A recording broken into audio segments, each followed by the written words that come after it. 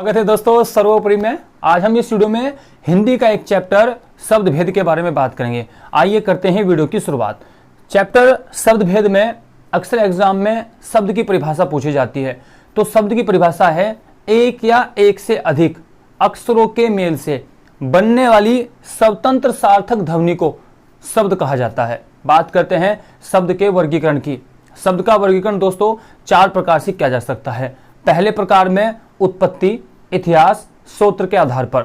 इस आधार पर 5 प्रकार हैं। पहला तत्सम, दूसरा तद्भव, देशज, विदेशज और संकर। बात करते हैं तत्सम शब्द कैसे होते हैं। वे शब्द जो संस्कृत के होते हैं उनको तत्सम कहा जाता है।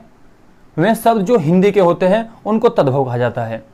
और जो देशज शब्द होते हैं अपने ही देश में जन्मे शब्द और अपने देश के शब्द को देशज शब्द कहा जाता है। बात करते हैं विदेशी शब्द, जिन शब्दों का जन्म विदेश में हुआ है या विदेशी शब्दों को विदेशज कहा जाता है। बात करते हैं संकर शब्द, वे शब्द जो 2 भाषाओं के योग से बनते हैं उनको संकर शब्द कहा जाता है।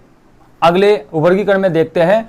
अगला वर्गीकरण होता है व्युत्पत्ति या रचना या बनावट के आधार पर। इस आधार पर दोस्तों 3 प्रकार होते हैं, एक रूढ़, यौगिक और योग रूढ़। रूढ़ शब्द उन्हें कहा जाता है जिनके सार्थक खंड नहीं हो सकते और यौगिक शब्द उन्हें कहा जाता है जिनके सार्थक खंड हो सकते हैं। और योग रूढ़ ऐसे शब्द होते हैं जिनका अर्थ किसी तीसरे शब्द की ओर होता है। बात करते हैं तीसरे वर्गीकरण में। तीसरा वर्गीकरण होता है दोस्तों रूप प्रयोग या व्याकरणिक विवेचन के आधार पर। इस आधार पर 2 प्रकार होते हैं, एक विकारी और एक अविकारी। विकारी में शब्द होते हैं जिनमें परिवर्तन हो सकता है और अविकारी में शब्द होते हैं जिनमें परिवर्तन नहीं हो सकता। बात करते हैं विकारी में कौन से शब्द आते हैं। विकारी में 4 शब्द आते हैं। इन 4 शब्द में संज्ञा, सर्वनाम, विशेषण और क्रिया होती है। बात करते हैं अविकारी। अविकारी में एक शब्द अव्यय आता है। चौथा वर्गीकरण होता है दोस्तों अर्थ के आधार पर। इस आधार पर शब्द का वर्गीकरण 4 प्रकार से किया गया है। पहला एकार्थी, अनेकार्थी, समानार्थी और विपरार्थी। एकार्थी शब्द में होते हैं जिनका अर्थ एक होता है और अनेकार्थी शब्द में होते हैं जिनका अर्थ अनेक हो सकता है।